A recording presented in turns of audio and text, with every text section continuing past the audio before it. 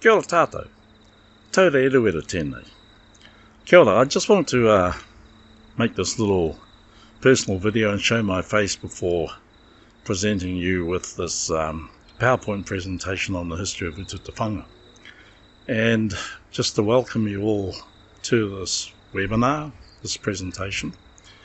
And it came about because I had intended to come up to cemetery cleaning this weekend up at Utakura on first weekend of March, but with COVID and everything, and I've been crook over the last couple of weeks, I realised that I wasn't going to make it, but it was still important for me to share the kōrero that I intended to share up there.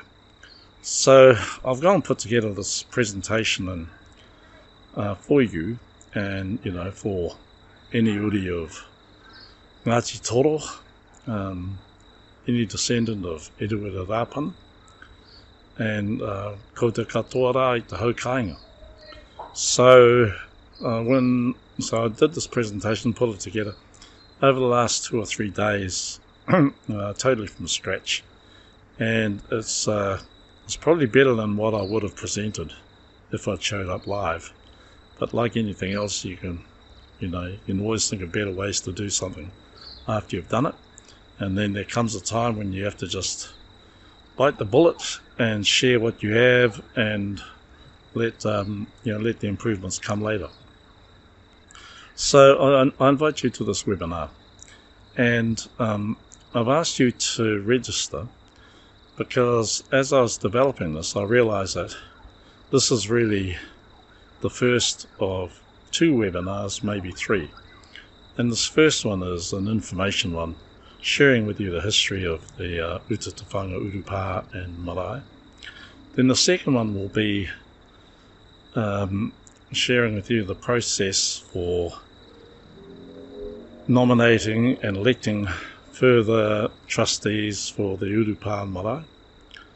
And then if today's meeting's any indication, then there'll be a third webinar or a third online hui where we'll actually elect the trustees online through an online hui.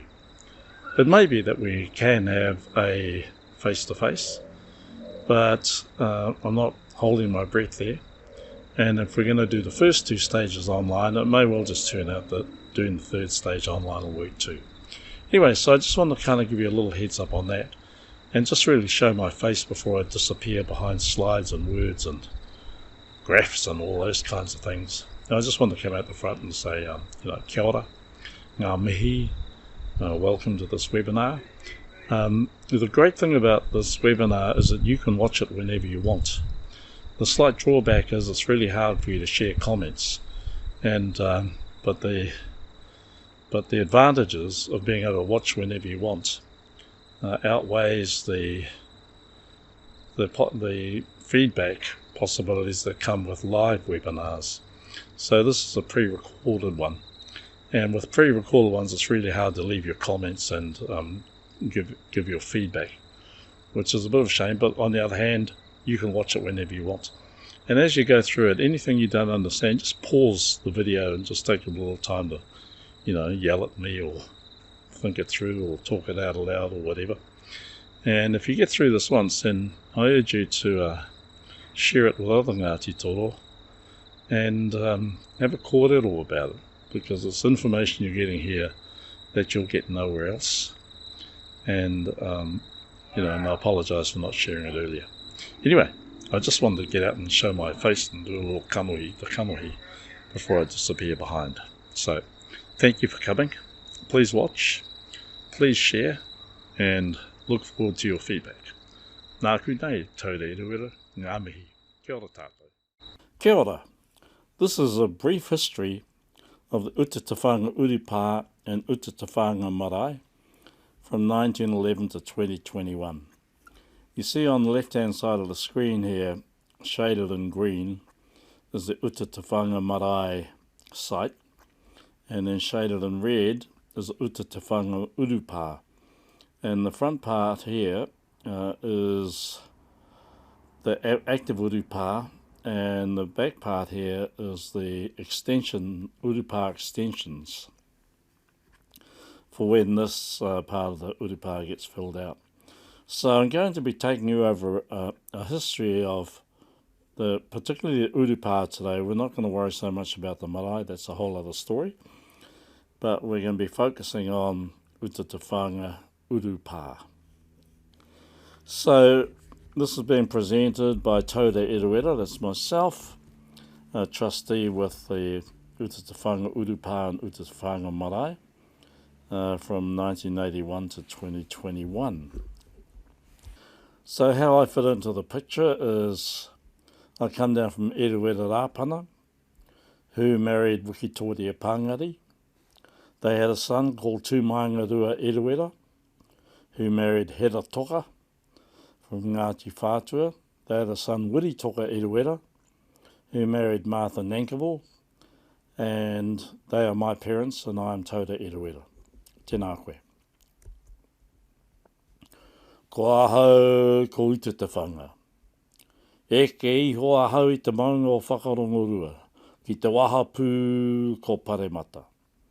Ka pae ki te kōkonga, ka whakate ahu ki uta, ka whāanga tui o koutou whakaaro, ngā rao mai whakarongorua ki te waha pū ko ahau ko Utatewhanga.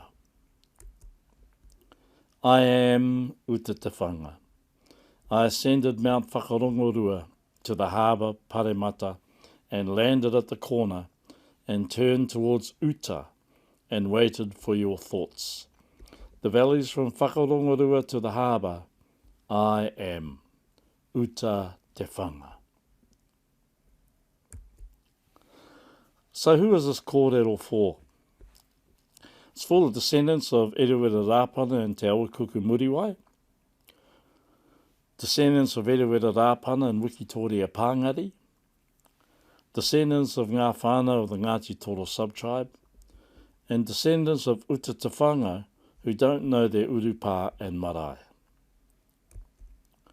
So the purpose of this kōrero is to inform descendants of Eruera Rapana and Ngati Toro who are interested in serving as trustees for the Urupa here and the Marae, or you're interested in nominating and electing whānau interested in serving as Urupa and Marae trustees. The limits of this kōrero. This kōrero will focus on and be limited to the task of securing the reservation status of the Urupa and Marae, and establishing and continuing the trusteeship of the Urupa and Marae. So what do I mean by securing the reservation status? I'll explain that in a minute. So matters beyond this kōrero. So this kōrero will not discuss, why is Utatewhanga Marae needed? When will it be built? How will it be funded? How will it be supported? And the other matters beyond this kōrero are Eruera Rapana whānau dramas. So the scope of this kōrero.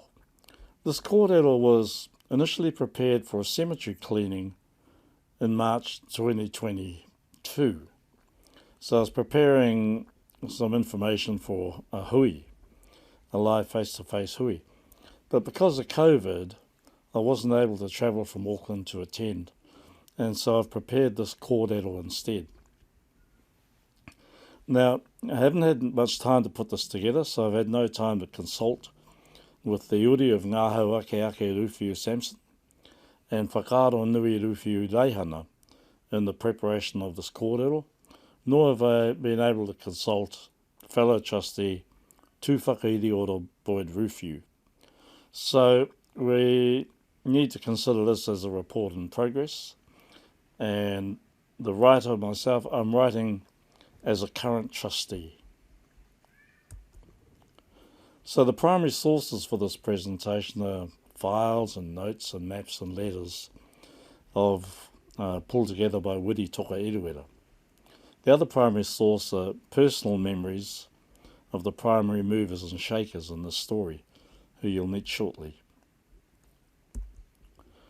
So, for people who don't know where Utatewhanga, Urupa and Utatewhanga Marae is located, let's give you a quick lesson so you know where these places are, especially if you've never been here before. So this is the bird's eye view. So this kapia here is where we're talking about. This is where the Urupa is, right where this arrow is pointing.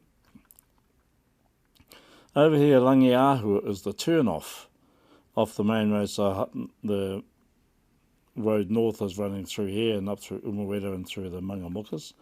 So you take this Rangiahua turn-off and come along, follow this hill, basically along the foot of these hills, and then you come to Utatewhanga right here.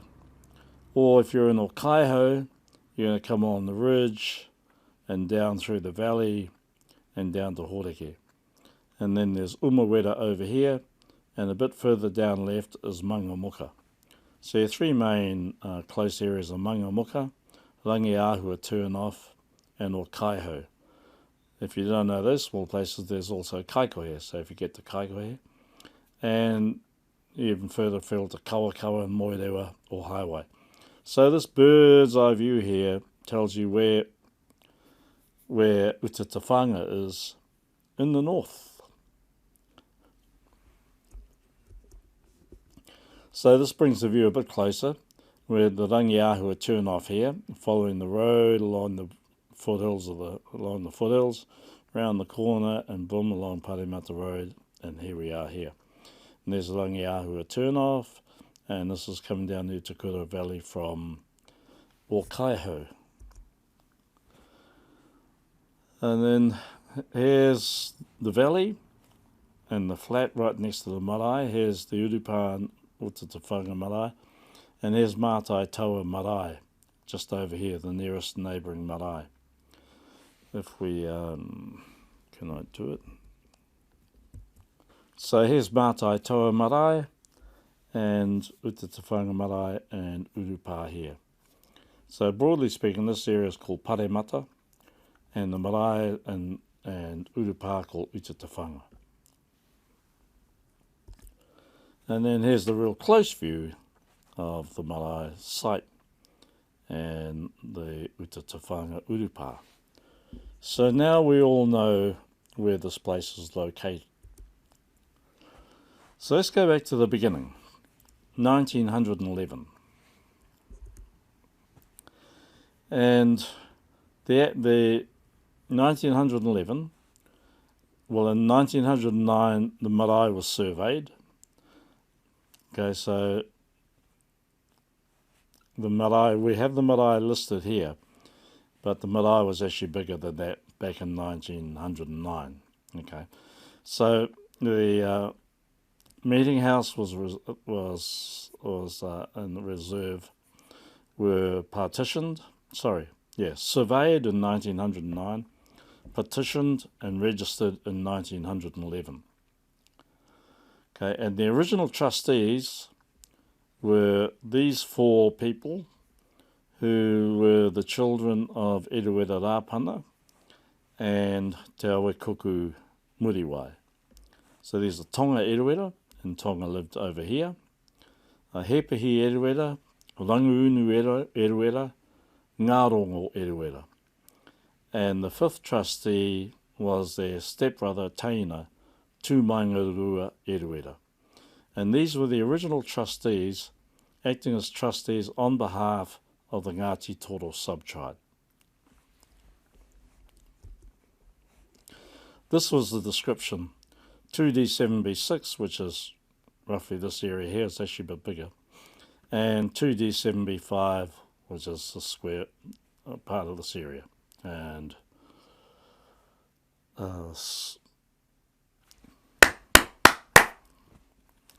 so here's a legal description in 1911, the Urupa area and the marae area.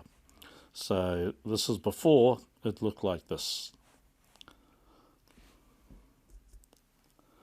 So the second lot of trustees were appointed in 1929, so it's 18 years later.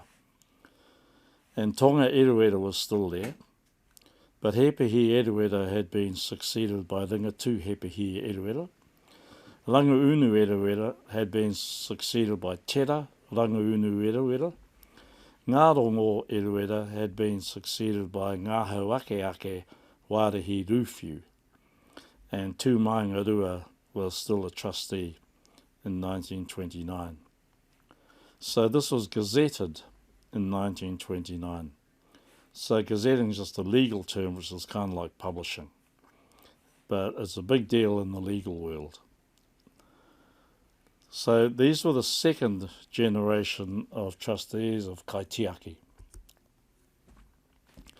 Now, we now focus on an individual called Utatewhanga Marae, who leaves Utakura at the age of 22.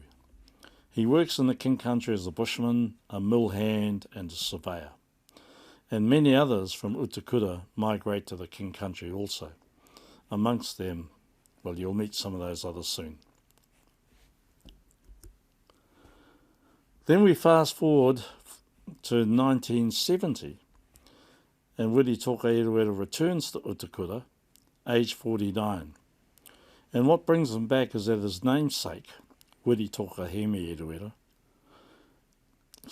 at 17 years of age, sorry, that should read 17, at 17 years of age was killed on a construction site in Auckland. And his brothers and sisters and family decided to bring him back to Utatewhanga Urupa and to be buried here at Utakura. There was also, and for that to happen, we had to get agreement from Ngati Whātua in Auckland and Ngati Kahu over at Whangaroa. So, but that was the event that brought Utatewhanga Marae back to Utakura in 1970. So he'd been away for 27 years, and it was the death of his namesake that brought him back to Utakura. So why have we singled out Utatewhanga Marae?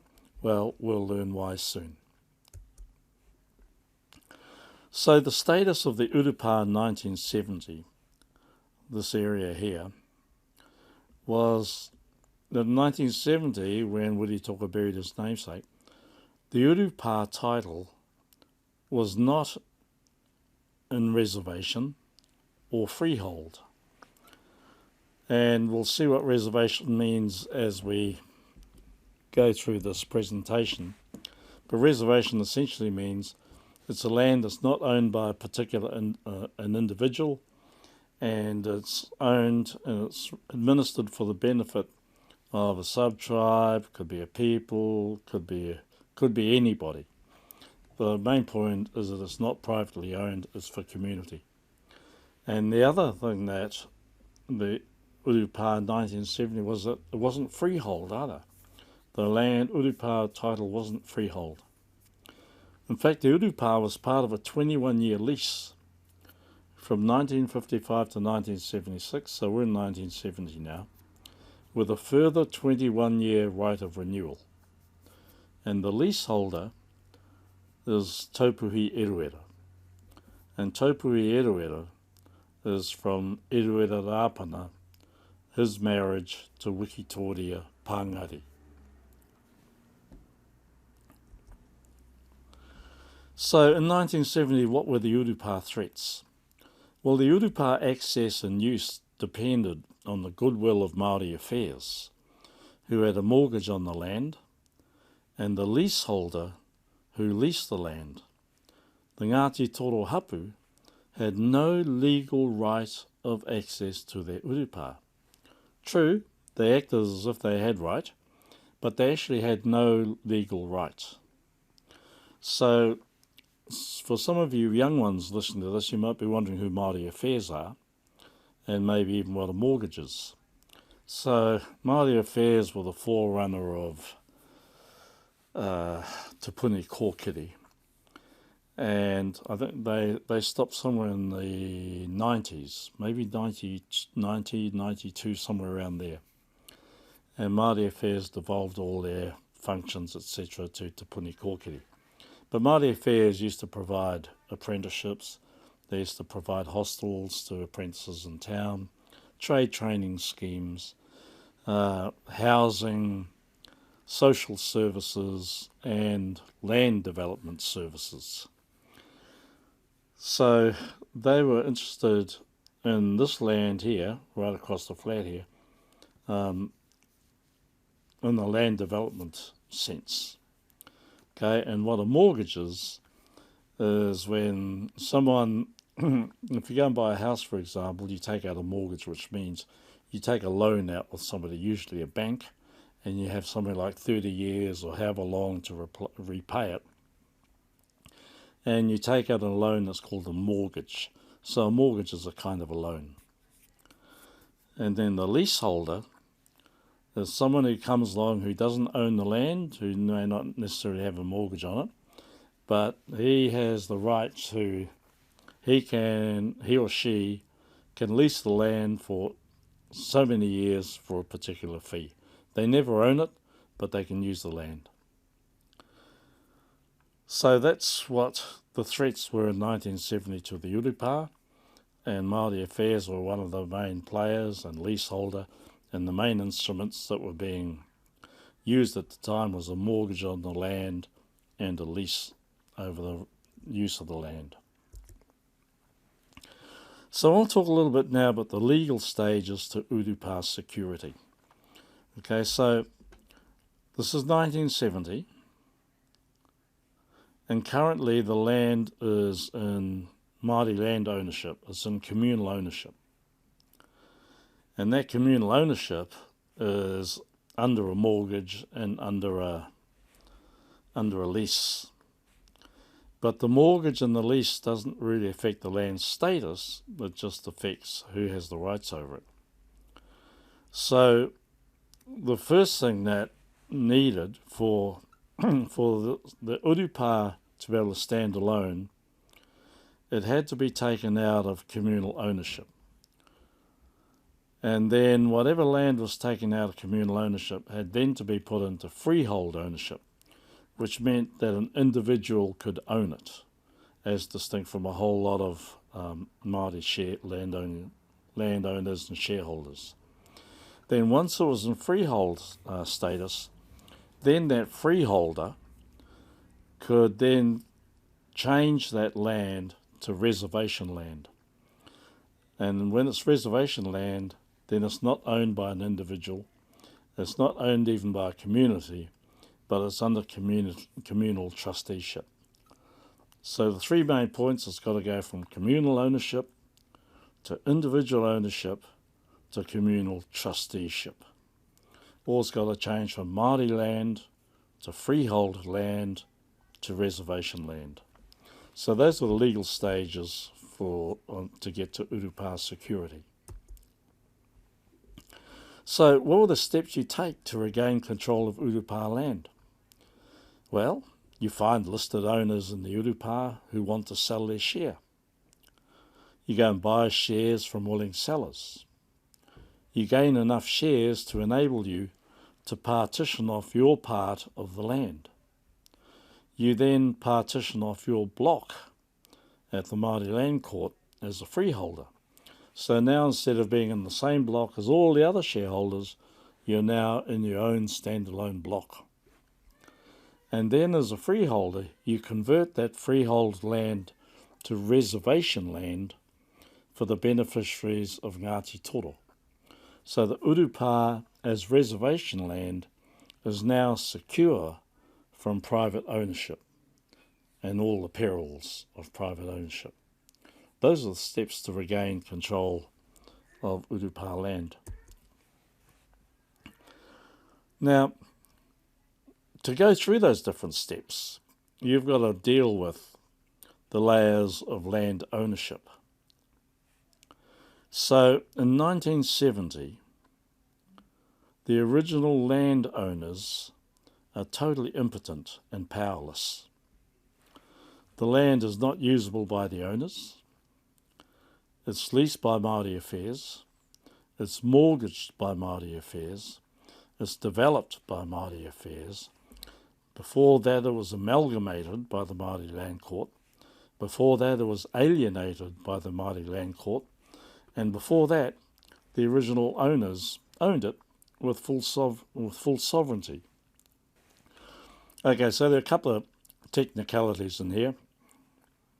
Developed, what does that mean? It meant that the Māori Affairs spent a whole lot of money on the land and then charged the owners for the improvements, and the owners had to pay them back. That's called development. Amalgamation is when you might have 50 different shares, and for whatever reason, those shares might be amalgamated into 5 different shares, or they might be amalgamated into one share. So there are various mechanisms that the Māori Land Court have to achieve that. But amalgamation is simply a way that the Māori Land Court can organise groups of shares for whatever reason. Alienation simply means you're alienated from your land. It's a legal term for your land being taken off you, either through force or voluntary sale. And the original owner's sovereign meant that when mana motuhake was the rule, and mana motuhake was one's sovereignty. So those are the layers of Māori land ownership. And we've gone from the present day down to the original day. But many people think the other way around. So land ownership history. The original owners are impotent now. But originally, back in the day, they were the sovereign owners before the Māori Land Court and all those things. And then over time, the land was alienated by the Māori Land Court. Of course, before that, the Māori Land Court was created. Then, over time, all these alienated shares were amalgamated by the Māori Land Court. And some of the shares that weren't alienated were amalgamated by the Māori Land Court. Then the next step was to now develop the land for Māori by Māori Affairs, on the assumption that Māori couldn't develop land themselves and they needed the guidance and the knowledge of a government department called Māori Affairs. So when this development goes through, they spend all this money and then it's paid back through a mortgage. Okay, and I'll explain what a mortgage was before. So this comes after the development stage. Then once the land is mortgaged, someone's got to pay back the mortgage. So then we get someone to lease it.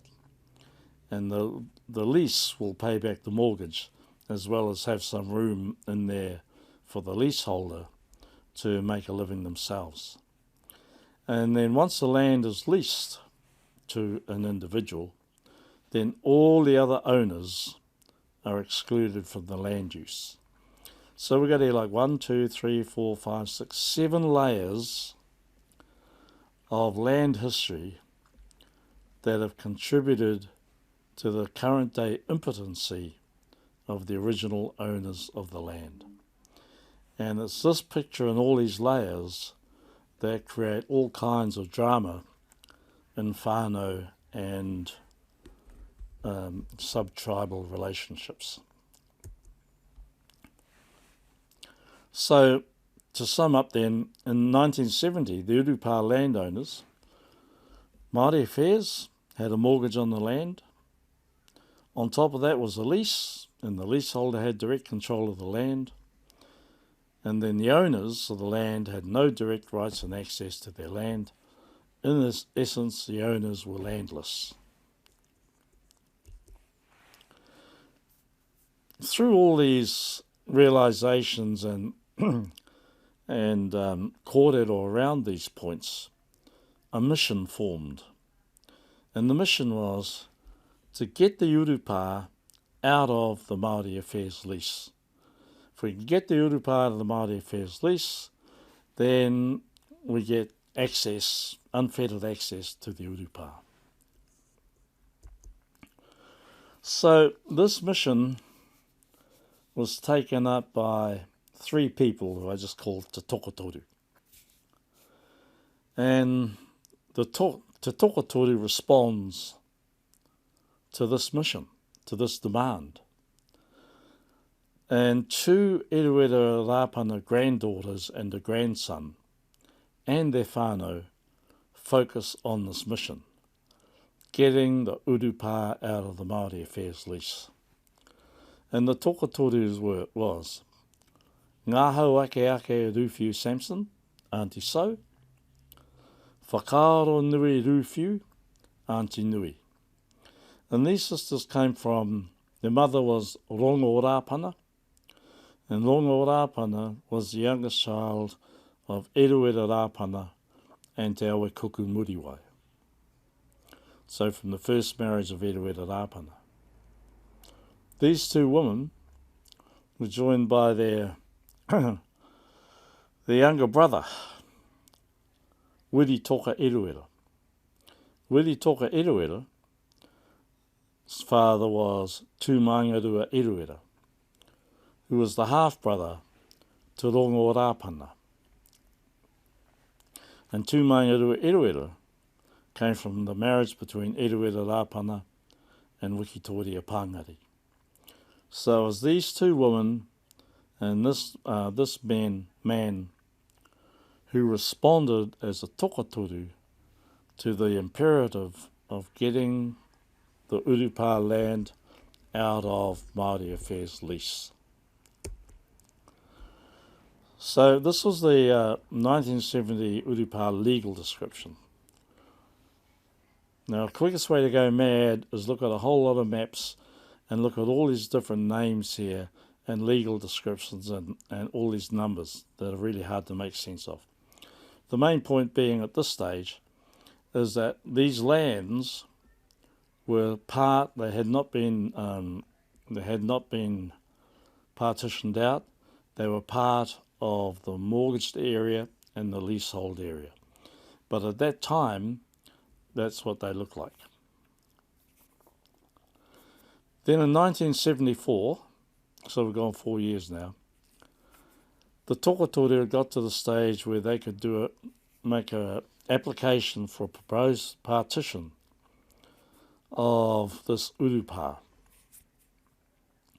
So the whole idea was to take this Urupa, this extension, out of this block here called 2D7B4A, which is this one here, with this area, this whole area here, okay? Well, that whole area there.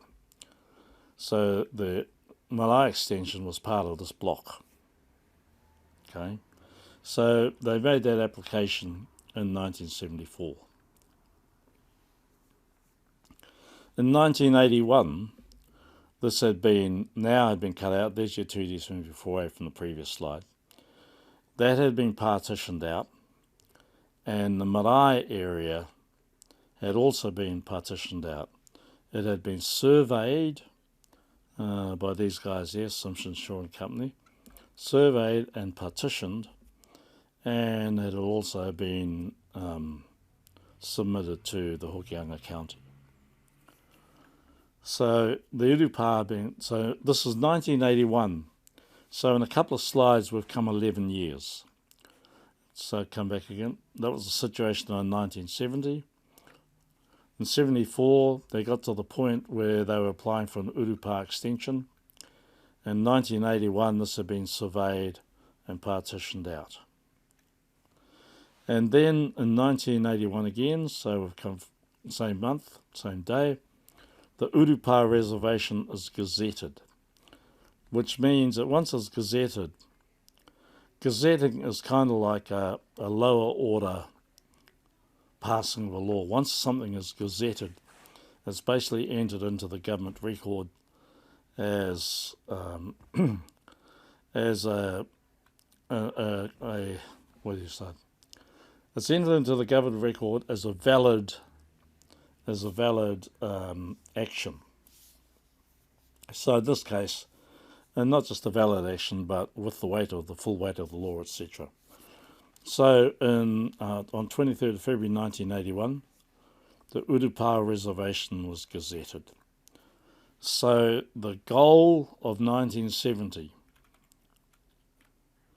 of getting the Urupa out of the Māori affairs lease had now been achieved in 23rd February 1981.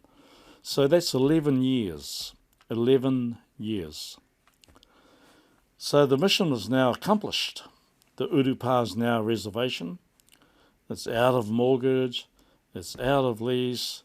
And now it's under Ngati Toro control. Ake tonu atu, ake tonu atu.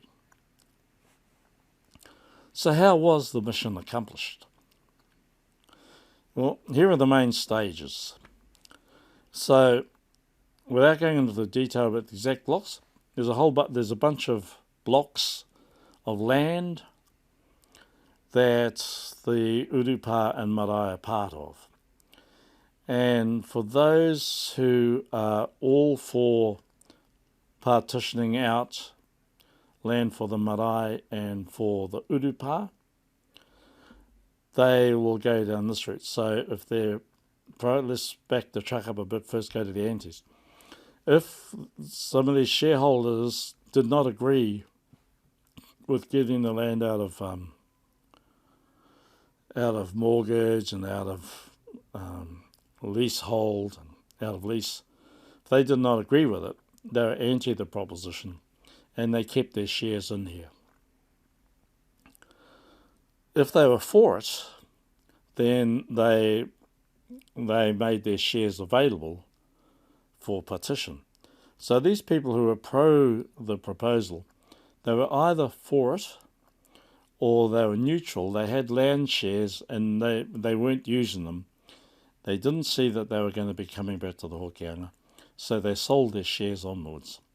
And then these shares were then sold to, either gifted or sold to Auntie So, Ngāhau Ake Ake Rufus Sampson, or to Wiri Toka Eruera. And then these guys were now freehold owners of these shares. And so let's just say, for example, if there were 50 shares here that were given over, then it might have been 20 went to Ngāhau Ake Ake and 30 went to Wiri Toka. And then the next step in the process was that both those shares would then be put into what's called a freehold owner. And Wiri Toka Eruera was the freehold owner there. So Ngāhau Ake Ake transfers all her shares to Wiri Toka Eruera. So there's one freehold owner. And then that freehold owner then went to the Māori Land Court and said to the Māori Land Court, hey, these privately owned shares, I want to turn now into a reservation so that I don't own them anymore privately. They're owned by Ngati Toro. And the Māori Land Court goes, cool, we'll take those shares off your hand, thank you very much, and we'll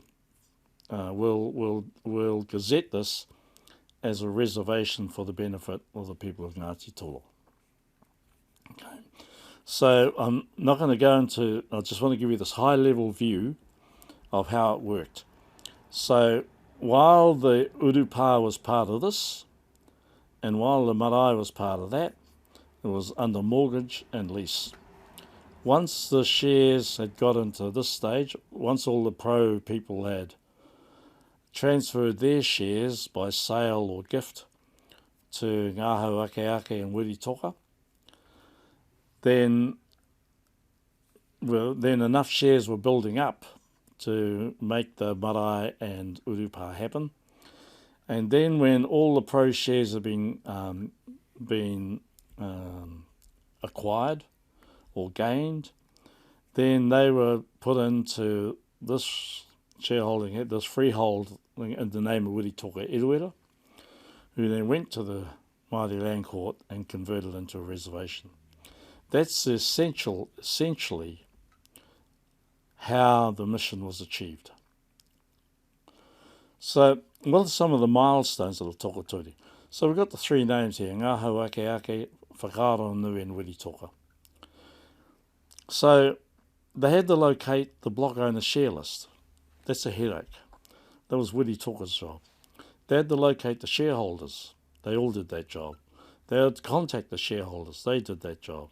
Visit and brief them. They all did that job. Get the share transfer document and signed. They all did that job. and then adding those share transfers to their personal shares. That was done by Ngā Hau Ake Ake and Wiri Toka. Whakaaro Nui didn't accumulate shares. Now, these are the steps to the freehold. So what we're doing now is going through and combining this video, this visual, and this one together. So here are all the shareholders. The aunties are going to leave their shares in there. Okay, so to locate, first off, these three people, this one, Wiri Toka, had to locate the owners' lists for all these shareholders and all these blocks. Then the whole three of them had to go and locate these shareholders and find out where they lived. And, some of them are in the South Island now, and some of them are in Australia and all over the where. Then they had to contact the pro shareholders. Then they had to visit and brief them, and they were all over the country. And then they had to get the share transfer document signed, and then it had to be added to the personal shares of Ngā Hau Ake Ake and Wiri Toka. So these are all the steps that had to be taken just between here and there. And then, of course, they had a support team. They didn't do it all on their own. So they all had the support of their whānau. Whakaaro Nui, Auntie Nui, had the biggest whānau of all. She had a big one. Then Wiri Toka's one, then Ngā Hau Ake Ake's one. Then they needed an architect for some plans, a lawyer, for negotiating, we'll see that, surveyor, valuation, council, and Māori Land Court. So Ngā Hau Ake Ake really took, most of her work was with the whānau and the Māori Land Court, same with Auntie Nui, and Wiri Toka worked across all those areas. So these were the parties involved in transferring a share, right? Getting a share from here, or here. So whānau, so all three of these had to talk to the whānau here, whether they were all there, or they're anti, or they're pro. And then Wiri Toka dealt with, there was no architect involved with this. Some people use lawyers. Some of these shareholders use lawyers. Some of those ones use lawyers. Then the surveyor. So when the shares were accumulated, then they had to be surveyed out. Valuation. So if a share was sold, then there was often surveying costs, and if they were sold, then there had to be a valuation cost, and so the valuation department had to get in on the act. And then the council had to check that there were no rates due, and then the Māori Land Court got in. So it wasn't just a simple case of Ngā Hau Ake Ake going to one of these papers saying, pehe ana koe? Ai, nā, ka mutu. It wasn't that easy. All these things were involved, and they were involved with every single one of these transactions from here to here to here to there. So you can see why, how they can eat up a lot of 11 years. So here are the parties involved in partitioning a share. Right, so transferring a share is one thing. So once these all got to here and to here, then the shares needed to be partitioned off. So this needed to be partitioned. Urupare over here needed to be partitioned off from this block here. Right. And so by the time we got enough shares for this to happen and that to be partitioned off from that bigger block, and which went down here as well, then that needed to be surveyed out. So only the right amount of land was being taken out, etc., etc. So the surveyor was required. Then, of course, the land had to be valued. Every time it was transferred, the valuation was involved. And then the council got involved and made sure there were no rates outstanding on it. And then the Māori Land Court doing all the rest. So partitioning a share was not a simple walk in the park. And again, this took up quite a bit of time by the time you're toing and froing between Auckland, Kaikohe, Whangarei and Utatewhanga. So Of course, the Tokatoru didn't have a budget. They didn't have resources. And they ran up the costs. So here's a list of costs that they're not able to quantify for this particular presentation. But there was the travel, vehicle and fuel costs, particularly between Ohura, Auckland and Utakura. Phone and communication costs, purchase of shares, Māori Land Court liaison costs, legal costs, valuation costs, rates, sick leave cost, surveying costs, petition costs, and meeting costs. And all these were gathered right across the 11-year period. And it was a big demand on the Tokatoru and their whānau to meet the costs to get this exercise of getting the urupā out of lease, getting that achieved. The resources, what were the resources they had? Well, only one of the Tokatoru was employed, but fortunately 3 of their partners were employed.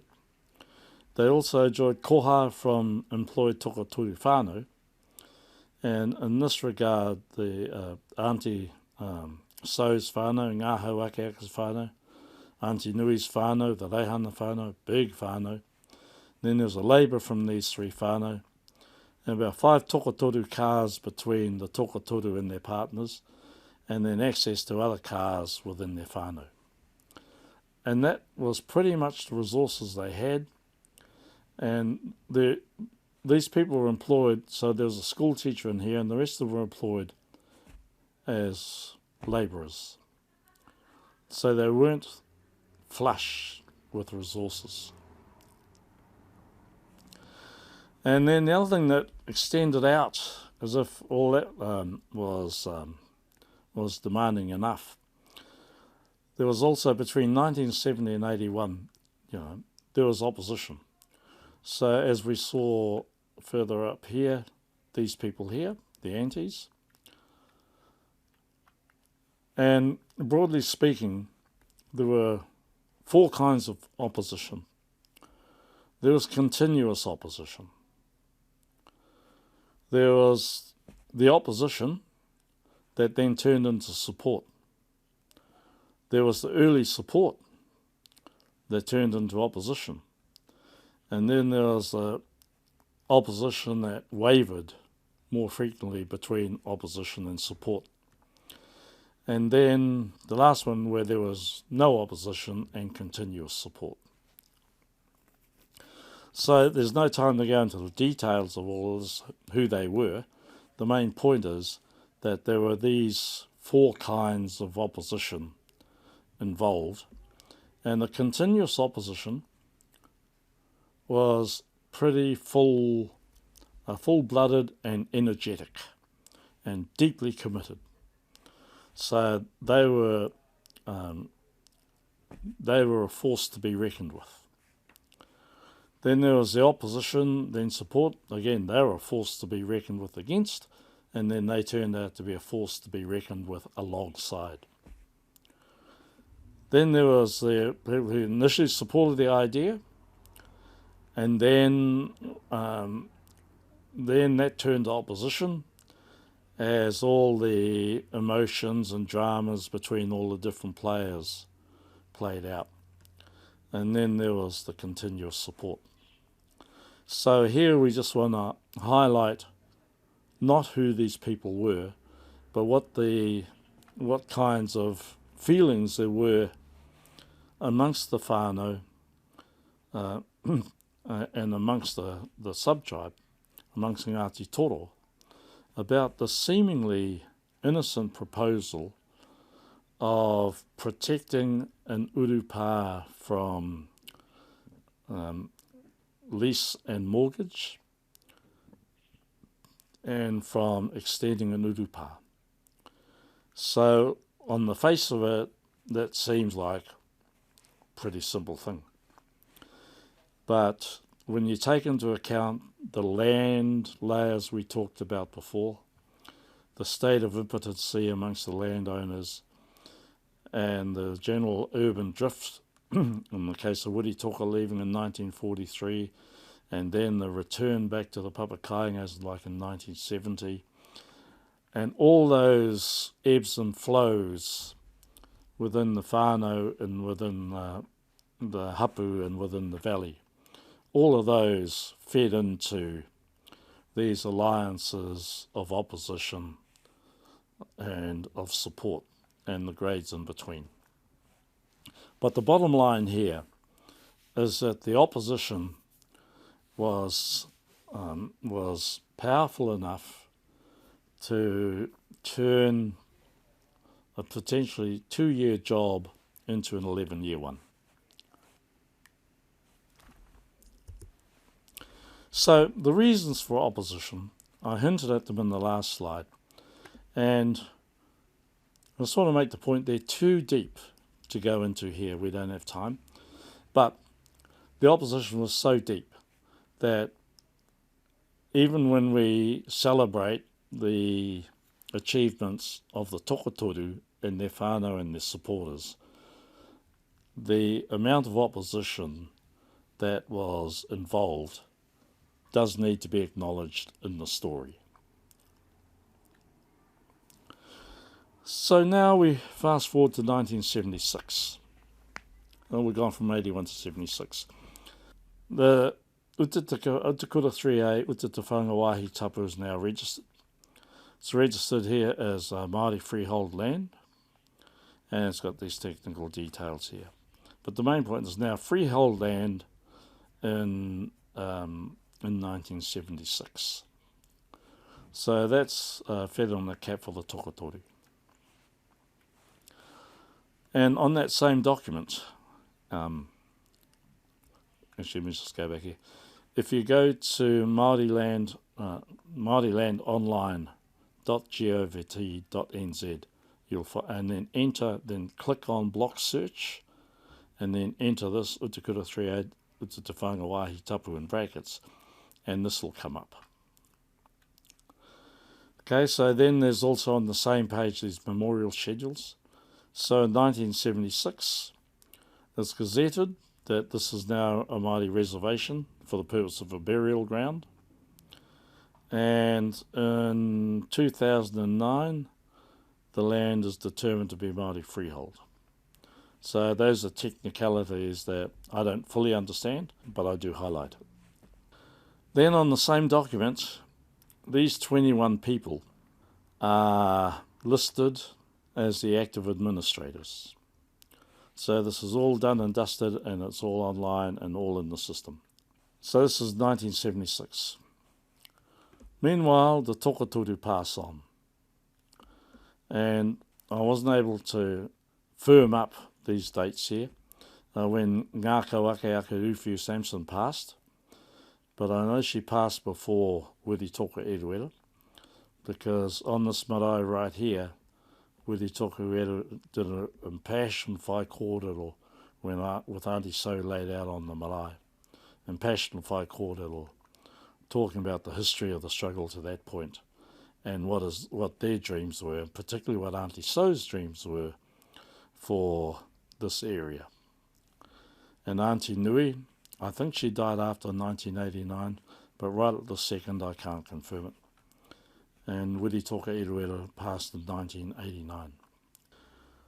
So I just want to now talk a little bit about the Urupa trusteeship, 1976 to 2008. So basically trusteeship for the Urupa and the marae was led by Utatewhanga Eruera until 1989. Then when he died, it was led by Whakaaro Nui Rūwhiu Reihana until she passed. Then after she passed, it was led by Martha Eruera until 2008.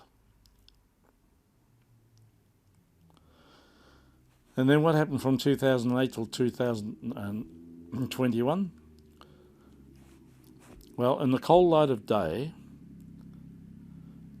the current trustees have to be adjudged as being derelict in their duty. They may have had good reasons, but the fact is, it has been a derelict conduct of their duty. The trustees have been unaware of their duties. They've been absentee trustees. They don't live up to Papakainga, or they're not part of the Hokianga. They called no meetings. They replaced no trustees. They provided no monitoring. They provided no direction. They provided no tikanga. And they provided no kōrero. So that's their performance, the trustee performance really, over that period. And how has the Urupa operated over that between 1970 and 2021? Well, the Urupa essentially has operated independent of the trustees. It's been run pretty much by taumata leadership from the marae on a tangi-by-tangi basis. Similarly with kuia leadership, taumata leadership there, marae leadership, gravedigger leadership, hahi leadership. So at those levels, life has gone on. So this is the state of the Utatewhanga Wāhi tapu at the moment. There are 21 appointed administrators, 2 surviving administrators. Oops, sorry, let me go back. Tauda Erua, which is myself, and that arrow is pointing to the wrong place, it's pointing to Taupuri, when it should be pointing to Tauda Erua. The other surviving trustee is Tu Whakairiora Ruwhiu. So there are 2 trustees, 2 out of 21 trustees surviving in 2021. Now, to call a trustee meeting, the quorum required is half of the registered trustees, half of these people, like 11 of them. Not half of these people, but half of these people. So, what do you do? So I'll come to that in a second. So this kōrero now has come to the point of conclusion. And the first conclusion I want to make is that the primary purpose of this kōrero was to explain the history of Utatewhanga Urupa and Marae 1911 to 2021.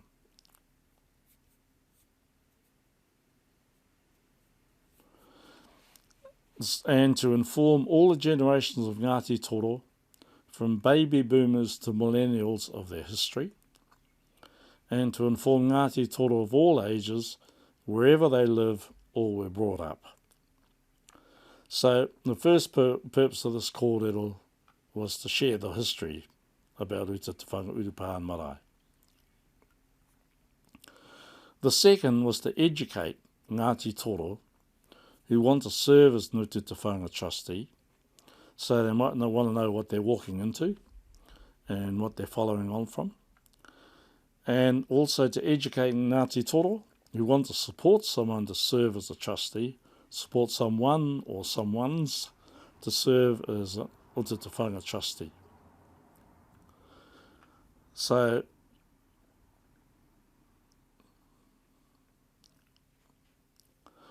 what's next?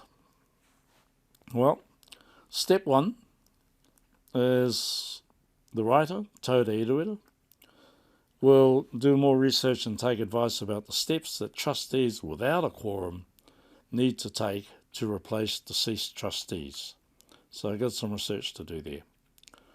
The second thing, once I've finished that, I'll create another presentation like this for you outlining the steps and costs, and we'll know then how to call a meeting, how much notice to give, how to process nominations, documents required by the Māori Land Court, and all those things. So when those things are discovered, then I'll put them together in a presentation like this and share that information. So, and all that information will form the part of the next webinar. So how will you know about the next webinar? We're going to email you at the email address you registered with for this webinar, and we'll give you notice of the Next Steps webinar. So you'll come to that Next Steps webinar, register for that. Then you will go through this webinar, and you can leave this webinar with a date and time of the first Utatewhanga Urupa and Marae Trustees Hui since 1976. Since 1976. So that's what you will leave the next webinar with, a date and time of the first Utatewhanga Urupa and Marae Trustees Hui since 1976. Finally, thank you for being part of this kōrero. I invite you to share this webinar link with any Ngati Toro you know, and pass the word around your whānau, and discuss this webinar with them. If you're able to watch it with them, then watch it and discuss it with them, and stop the slides where you want and talk through them. So I'd just like to say thank you very much for being for the time you spent with me here, and I hope this has been helpful, and I hope this joins a few lines and connects a few dots. This is Tauda Erawera saying thank you for being here. A konei rā, ka kito, ka kite, ka kōrero tāua anō, a te wā.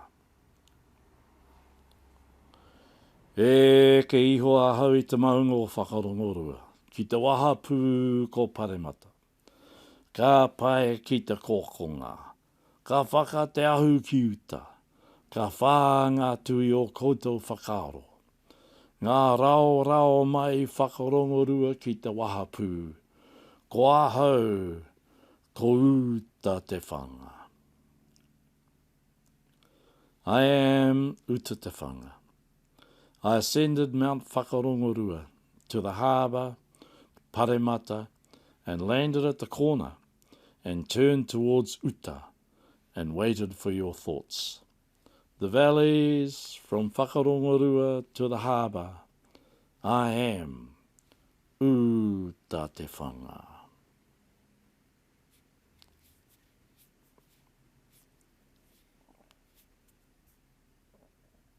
Hey, Toda here again. Listen, I just wanted to thank you for getting this far and watching this presentation this far. And I look forward to seeing you on the next webinar. And as I said at the front of this, before this presentation started, one of the drawbacks of these instant webinars is the inability to provide feedback. We can do feedback on a live webinar, and if you wanted a live webinar, then somewhere on this page should be a little form where you can fill in and request the live webinar, and then we'll see if we can organise one where we can get together live on this stuff and I can answer questions live as we go through it. But in the meantime, I'm grateful that we could at least have this hui, and that we could get this degree of information sharing going, and spread the word, and spread the connections, and and spread all the connections. So I'm grateful that you've taken this time, and I hope to talk with you soon. See you on the next webinar, where we'll talk about the next steps in reactivating this trusteeship and getting trustees on board and getting this thing rolling along the lines of the visions of the tokotori. So thank you again, and you are registered for this webinar, so we have the email to get hold of you, and we'll let you know as soon as the next webinar is available. Hope sooner than later is my goal. Okay, thanks again for your time. A te wā, ngā mihi nei, tēnā tātou, kia ora tātou katoa. E ke iho a hau i te maunga o whakarongorua, ki te waha pū ko paremata. Ka pai ki te kōkonga, ka whaka te ahu ki uta, ka whāanga tui o koutou whakaro. Ngā rao mai whakarongorua ki te waha pū, ko ahau, ko Utatewhanga. I am Utatewhanga. I ascended Mount Whakarongorua to the harbour, Paremata, and landed at the corner and turned towards Uta and waited for your thoughts. The valleys from Whakarongarua to the harbour. I am Utatewhanga.